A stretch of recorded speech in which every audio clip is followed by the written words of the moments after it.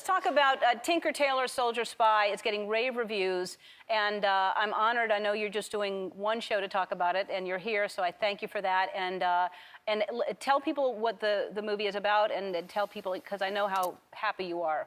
This is, I mean, one of the main attractions for me was the chance to work with Gary Oldman, which was just because there are very few actors. When you're young, your heroes tend to be older than you. Obviously, you know, you look ahead of you down the road.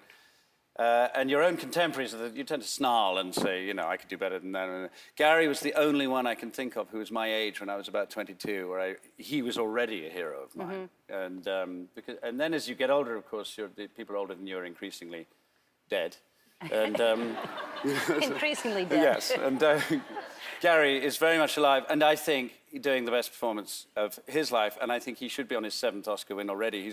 I don't want to see him join the ranks of great actors like Orson Welles, who've never won the Oscar. Right. And so I'm really, really hoping this is his time. So you're here promoting Gary. I'm here promoting Gary as much as anything else. I see. But no, the film is a masterpiece of espionage literature, and it was a wonderful, challenging, sexy kind of puzzle, and you know, with all the menace and everything you'd expect from a Cold War spy drama. And Gary, was that the first time working with Gary? Had you met him before? Gary and I met under very different circumstances. We were doing motion capture version of Christmas Carol. And it, you know, Christmas Carol has these wonderful characters, and everybody remembers them all. You know, the ghosts of Christmas past, present, future, Tiny Tim, Bob Cratchit, and I was playing Fred, which nobody remembers. And he was actually playing, because you can do anything with motion capture. You know, this is where actors act the cartoon onto the screen by miracle of technology, and he played Tiny Tim and Bob Cratchit. So he would do the acting, and then the magic of technology would make him small. And in order to do this, you have to wear some very, very heavy spandex with dots on it. And this is a manhood cancelling spandex, and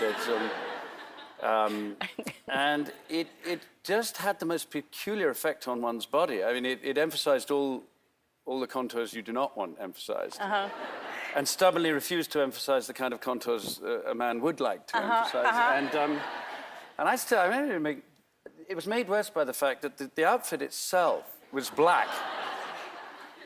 Okay. Yeah. But mysteriously had a color-coded crotch.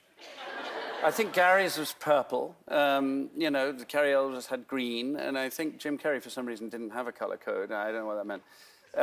But I remember standing in the trailer thinking, I've got to improve things here, because I'm not walking onto the set. I mean, people get I mean, look, there's nothing. I mean, I can't. And nothing had any effect. All the fruit you could think of. Tropical, locally grown, organic, kitchen utensils. Nothing helped? No, workout equipment. And because nothing helped, I thought, okay, so it's not me, it's the material. Everyone's going to be in the same boat.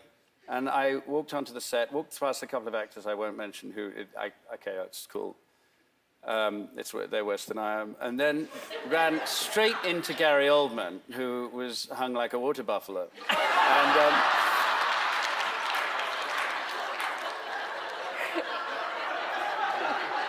I don't know if his material was different.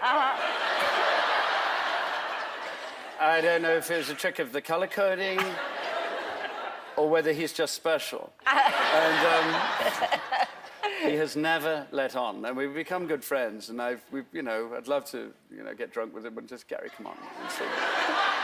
What was in there? Yeah. Right, something. That's still not a mystery. Fair. Right, and that adds to why you respect him so much, I'm sure. It does. Yeah. I am awestruck. Yeah. All right, we're going to take a break, and I have a big surprise for you after this. I think you're going to like it a lot.